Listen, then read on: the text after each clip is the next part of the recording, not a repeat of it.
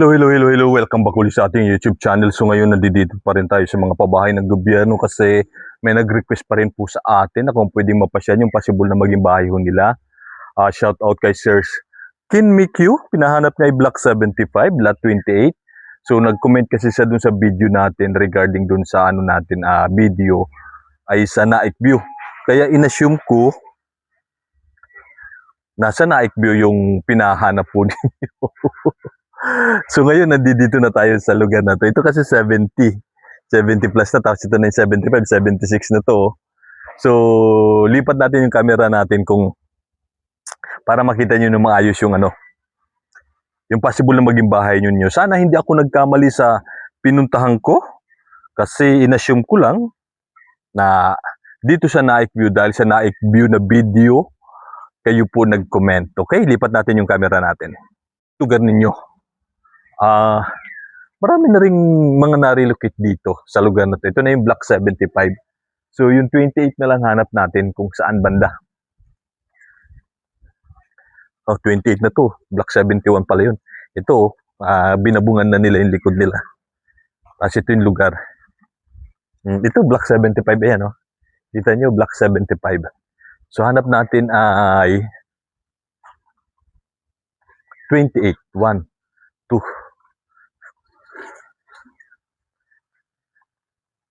Di ko lang alam kung nandito yung Block 20. Lot 28. Ito natin. Tayong 10. O sa kabilang side. 11. 13. 15. May aso na doon. 17. 19. 21. 21. May tao na rin dito. 23, 25. Ay, balik na kami dito. Tinahulan na tayo. Balik na tayo. Diyos me. Ayun, no? Ang tapang ng mga aso. Dito tayo lulusot. Iniwan na tayo. Ay, ako. Scared, oh.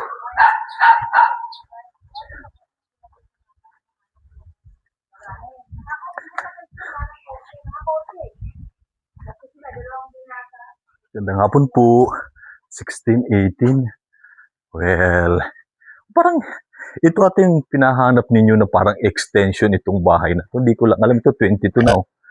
So may mga na-relocate na rin dito, may mga inaayos na. Yung iba nilak na. 27. Ito.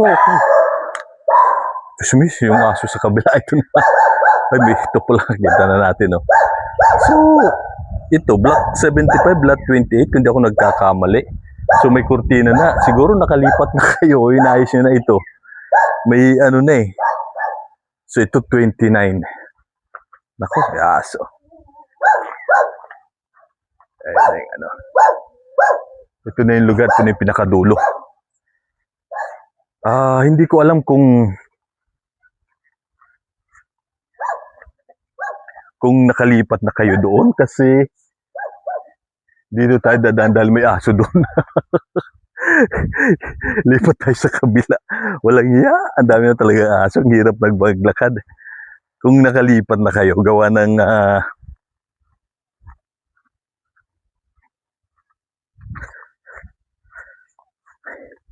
grabe, oh. Nahukay. Ilog kasi yan doon sa kabila eh. Buti dito walang aso. Aso doon. Hindi ko alam kung napasyalan na kayo. Hindi ko lang alam kung tama. So, ayun, nakita na natin yung Block 75, Lot 28. So, ayos na siya. May kurtina na. Hindi na ako nagtagal doon kasi may aso. Tinatahulan tayo ng aso. So, ito yung bakanting lote. So, alam natin, school yung gagawin dito. Itatayo. So, sana, para yung mga residente, yung mga estudyante, merong school na malapit. So ito, nandito tayo sa 76.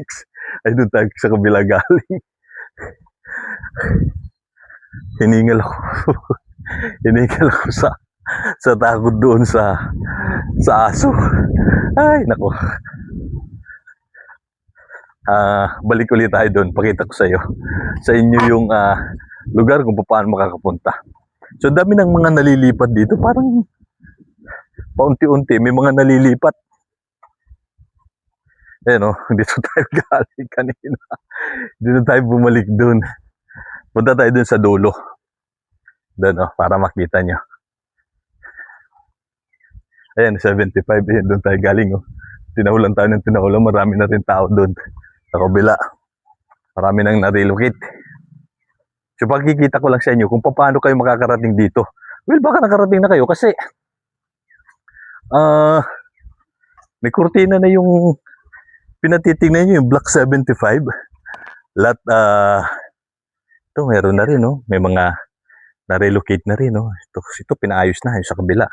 May tao na rin. Yung sa kabila meron na, ito meron na rin, no? So halos na, no? Dumadami, paunti-unti napupuno na yung mga bahay dito, nagkakaroon na ng tao. Tuloy yung pawis natin. Malinsangan, wala kasing hangin eh.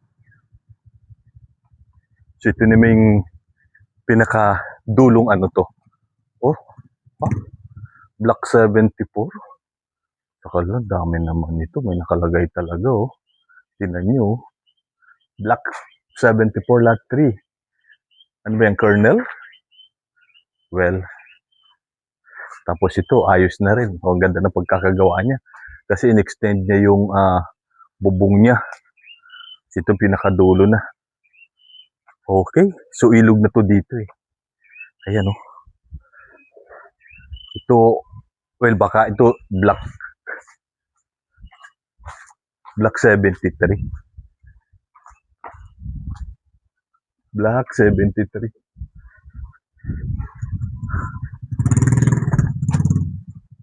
Ayos na rin, no? Diba?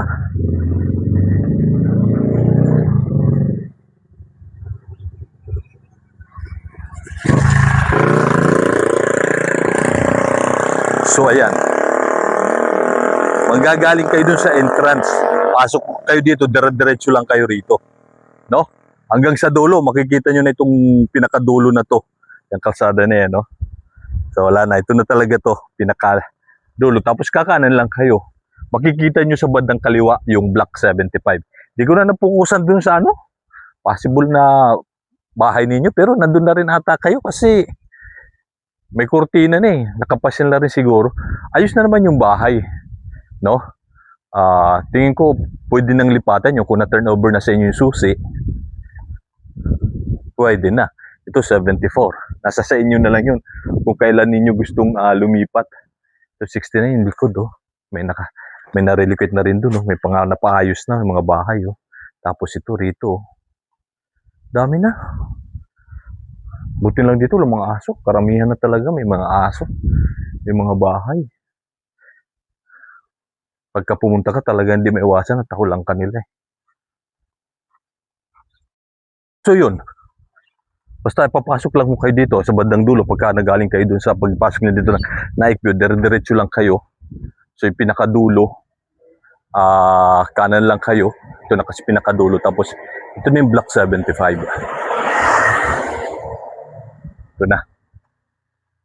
Hindi kayo dito sa kabila kayo doon. Bali,